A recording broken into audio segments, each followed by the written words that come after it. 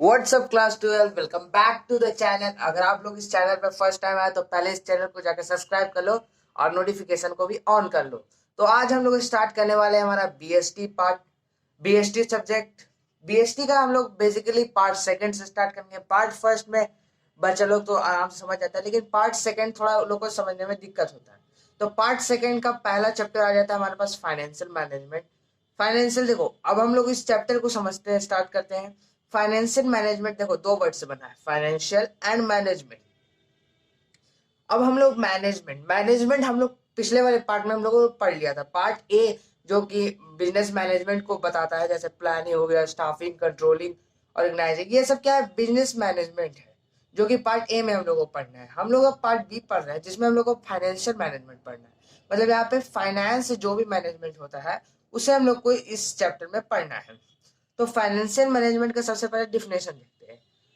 FM मतलब short में लिखा हूँ फाइनेंशियल मैनेजमेंट, आप लोगों को पूरा लिखना है। Financial management refers to, first में देखो मैं तीन पार्ट में बांटा हूँ, आप लोग को भी ऐसे बांट के लिख सकते हो, अच्छा लगता है देखने में, इसलिए मैंने ऐसे किया है। आप चाहो तो एक लाइन में भी लिख सकते हो इन सारे को, या फिर आप पार्ट बाई पार्ट लिख सकते हो।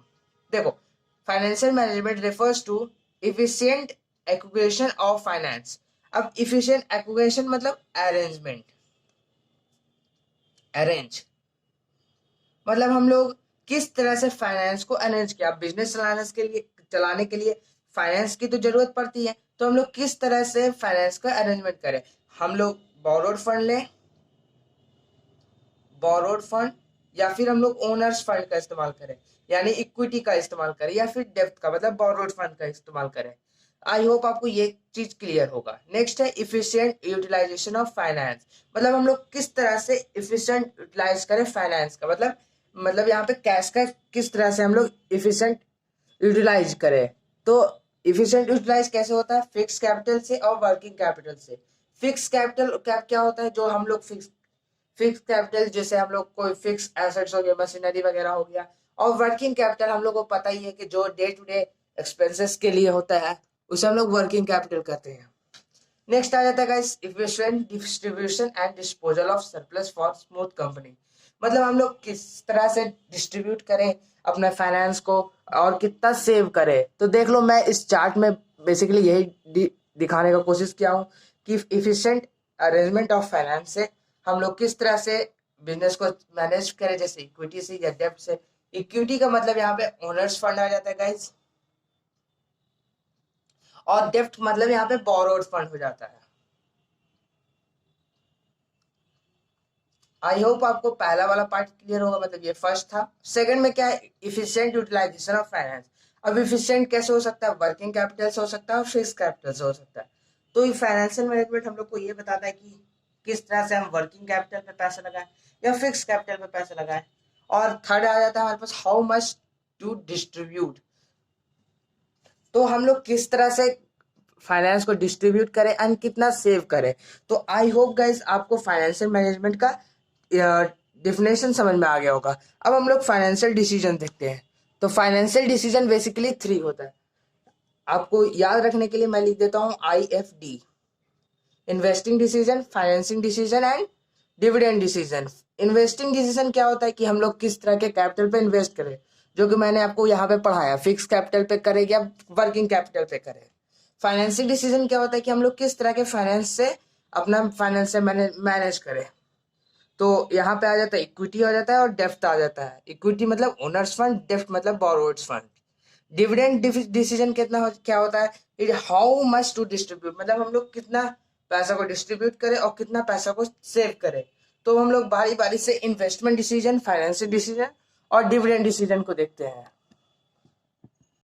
तो गाइज अब हम लोग इन्वेस्टिंग डिसीजन देखते हैं। फाइनेंसिंग डिसीजन और डिविडेंड डिसीजन हम लोग किसी नेक्स्ट पार्ट में देखेंगे।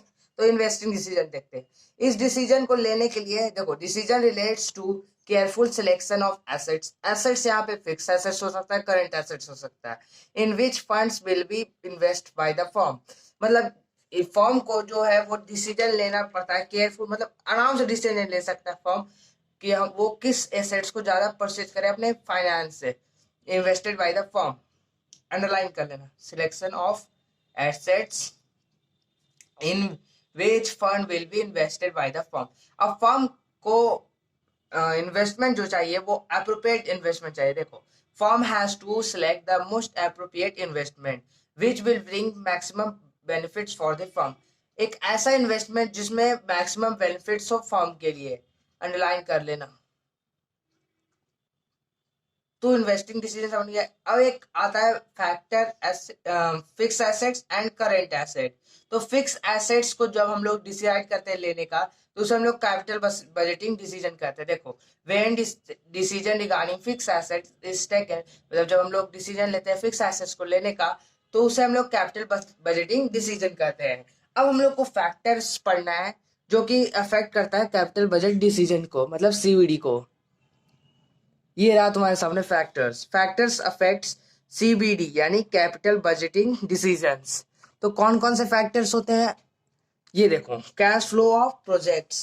कैश फ्लो ऑफ प्रोजेक्ट्स क्या होता है? जैसे कोई भी इंडस्ट्री मान लो हम लोगों ने स्टार्ट किया, तो उसमें एटलीस्ट हम लोग को ये पता होना चाहिए कि डे टू डे एक्सपेंस कितना होगा, वो उसमें एक कैश फ्लो बने रहना चाहिए, ताकि इंडस्ट्री जो है वो आराम से चल पाए। अगर सारा फिक्स एसेट्स हो जाए तो करंट एसेट्स में कैश फ्लो नहीं, मतलब करंट एसेट्स के लिए कैश फ्लो नहीं बचेगा। इसलिए हम लोग को एक regular amount of cash flow daily basis पे हम लोग को मीट करते रहना चाहिए इंडस्ट्री में। अब रेट रिटर्न ऑफ इन्वेस्टमेंट, जिसे हम लोग शॉर्ट में आरओआई भी कहते हैं। रिटर्न ऑफ इन्वेस्टमेंट मतलब हम लोगों ने इन्वेस्ट किया तो उसमें हम लोग को जरूर चेक करना चाहिए कि कितना हम लोगों को प्रॉफिट आएगा। जैसे एफडी में हम लोग को आता है अप्रोक्सीमेटली आई थिंक 6 या 7% आता है रेट ऑफ इन्वेस्टमेंट। या फिर हम लोगों ने किसी और में इन्वेस्ट किया, जैसे हम लोगों ने लैंड खरीदा और उसे रेंट पर चला दिया, तो उसमें हम लोगों को कितना रेट ऑफ रिटर्न या रिटर्न ऑफ इन्वेस्टमेंट आ रहा है, तो हम लोग को उसे पहले चेक करना पड़ता है फर्म को। नेक्स्ट है इन्वेस्टमेंट क्राइटेरिया। अब इन्वेस्टमेंट क्राइटेरिया क्या होता है कि जैसे हम लोगों ने कोई इंडस्ट्री नई नई सेटअप की, तो उस इंडस्ट्री में हम लोग सोच रहे हैं कोई नई टेक्नोलॉजी वगैरह लाने के लिए, तो उस टेक्नोलॉजी को हम लोग इन्वेस्टमेंट तो हम लोगों ने टेक्नोलॉजी पे कर दिया, लेकिन इन्वेस्टमेंट क्राइटेरिया क्या होता है कि इन्वेस्टमेंट की, जैसे मान लो हम लोगों ने इंडिया में वो टेक्नोलॉजी को लाया, तो इंडिया की लेबर उस टेक्नोलॉजी को समझ पाती है कि नहीं, या फिर यहाँ पे लेबर मतलब लेबर जो है वो इतना एजुकेटेड है कि नहीं वो टेक्नोलॉजी को समझने के लिए। तो बहुत सारी चीज आ जाती है इन्वेस्टमेंट क्राइटेरिया में, मतलब उस चीज को समझने के लिए बहुत सारे चीज आते हैं। नेक्स्ट है risk involve. Risk mainly 3 type का होता है, हाई रिस्क, मॉडरेट रिस्क और लो रिस्क। हम लोगों को पता है कि हाई रिस्क लेंगे तो हाई प्रॉफिट्स होगा, मॉडरेट रिस्क लेंगे तो मॉडरेट प्रॉफिट होगा, लो रिस्क तो लो प्रॉफिट। लेकिन हम लोग को एक डर सब रहता है, फर्म्स को डर रहता है कि अगर वो लोग हाई रिस्क लेंगे तो उनका बहुत ज्यादा लॉस हो सकता है। कैसे? क्योंकि हाई रिस्क में हम लोग बेसिकली हम लोग फिक्स एसेट्स का बात कर रहे हैं, तो बड़ी बड़ी मशीनरी के लिए हम लोग को बहुत सारे पैसे चाहिए, तो हाई रिस्क लेना उतना सही नहीं रहता है। इसलिए हम लोग मॉडरेट रिस्क को प्रीफर करते हैं इन द फॉर्म कि हम लोग मॉडरेट रिस्क लेकर के आराम से मॉडरेट प्रॉफिट, मतलब अच्छा खासा प्रॉफिट अर्न कर सके। हाई प्रॉफिट बहुत ज्यादा होता है, लो रिस्क में तो भाई कुछ नहीं, बस छोटा मोटा रिस्क लेकर के काम करते हैं, इसलिए लो प्रॉफिट होता है। तो आई होप गाइस आपको इन्वेस्टिंग डिसीजन समझ में आ गया होगा। मिलते हैं नेक्स्ट वीडियो में, तब तक के लिए stay tune with C classes.